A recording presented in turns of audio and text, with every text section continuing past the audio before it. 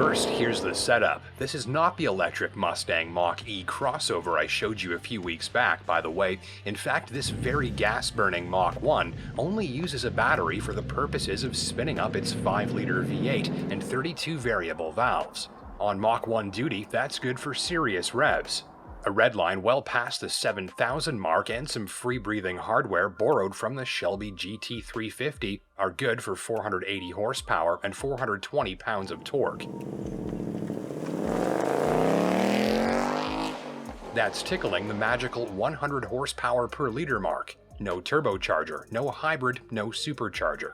No, this is just a silky V8 that's built to do its best work when it's spinning fast. There's a 6-speed manual bolted up to the back, or a 10-speed automatic if you like. The gearbox is from the GT350 as well, and it's rear-wheel drive, of course. So the 5-liter 32-valve V8 Ford uses in the Mustang is called the Coyote. That's sort of its nickname, and it's been around for about 10 years now. This Mach-1's running a near-racing slick-on 19s, complete with the big Brembo braking system. It's built to stop and go with equal ferocity. Add in a selectable steering system that's as lazy or go-kart as you'd like, and magnet-powered shocks that fully digitize and optimize the Mach-1's ride and handling continuously, and you've got a comprehensive array of Ford's latest Mustang firepower. This is quite the high-performance driving toolkit, and you can even adjust the exhaust volume to 4 levels, 3 of which are street legal, and set up a timer to prevent accidentally blasting the neighborhood out of bed during a tasteless 5 a.m. cold start.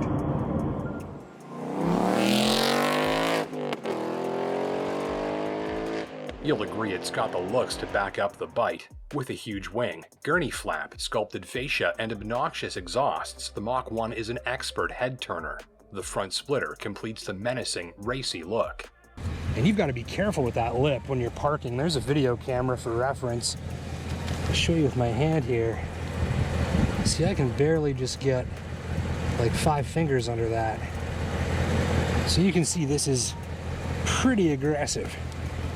Elsewhere on the spec sheet, it's a limited slip-in back complete with a differential cooler designed to give you more consistent traction even during severe use. If you're a moderately experienced weekend track day enthusiast, this will give you a lot of car to grow into. All said, here's the ultimate naturally aspirated Mustang in the lineup today, something ready for the racetrack right off the showroom floor. So, 4 key impressions and surprises from about 1,600 kilometers spent living with the Mach-1. Number 1, the shifter and clutch are excellent. Through what feels like some careful fine-tuning, it seems a nice balance has been struck. On one hand, the shifter and clutch are both heavy, demanding, and precise, as an enthusiast driver expects. You'll need a bit of muscle to operate both. But the clutch is smooth, nicely hinged, and very easy to modulate, which makes it easier to learn, easier to get in sync with, and easier to control, with less effort from your foot and ankle. It's a little heavy, but very precise. Same with the shifter. It needs a bit of a tug, but the throws are quick, and everything feels polished and smooth within the mechanism.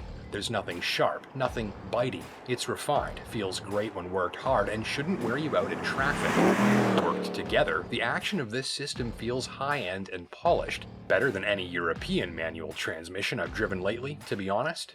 Number 2, the visibility. This is like a Porsche 911 in a way. You can see out of it, and that's not always the case in a sports car, but when it is, the cabin feels more open, less crowded, and unlike, say, a Challenger or Camaro, I don't have a face full of dashboard. The windows are taller, so I'm more comfortable and more easily able to gather good information about my surroundings, and my brain feels more at ease as a result. It's a very good setup for an enjoyable drive. Number 3, and this is a bit wacky, but ride comfort.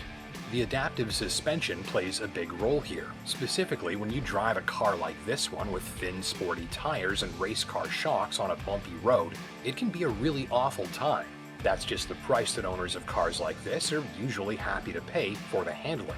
But actually, this is really good. Whatever they've got going on in this suspension, I was expecting much more harshness on this sort of rough road surface than what I'm getting. Usually, these adaptive suspension systems feel, to me, like they have less range than this one.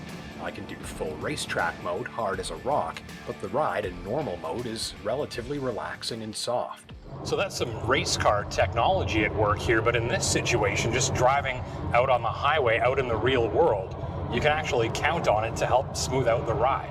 So a few ways they've made sure you can more easily enjoy your Mach 1 more of the time, which is important because the more you enjoy it, the more you'll drive it, and that's a better return on your investment. And here's one more: full control over basically the entire driving feel of this car without taking your hands off the wheel.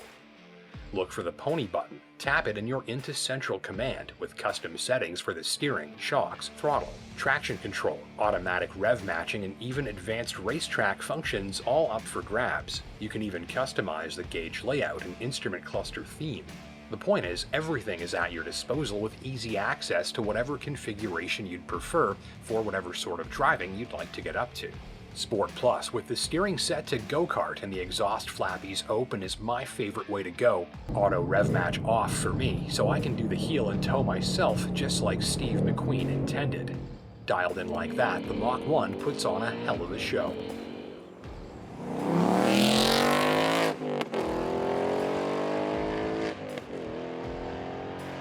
There is a price to pay for all the theatrics, of course. That price starts around 65,000 Canadian, with my tester wearing another 10 grand worth of appearance, handling, and equipment upgrades, making it about 76,000 for the unit on your screen. And the tires can be noisy. The front splitter is a constant source of anxiety when parking if you're not used to front splitters. And when driven as intended, it puts away premium unleaded rather quickly. There's also the front suspension noise when parking and a tendency for these steamroller tires to try and follow every bump and crease in the road. That's typical race car stuff, really. So to sum it up, I think the Mach 1 is a compelling blend of hardcore sounds and sensations, complete with a surprisingly friendly side that'll help make sure you enjoy it as often as possible. This car gives you a lot of cool stuff to do, and you'll have a great time trying all of it.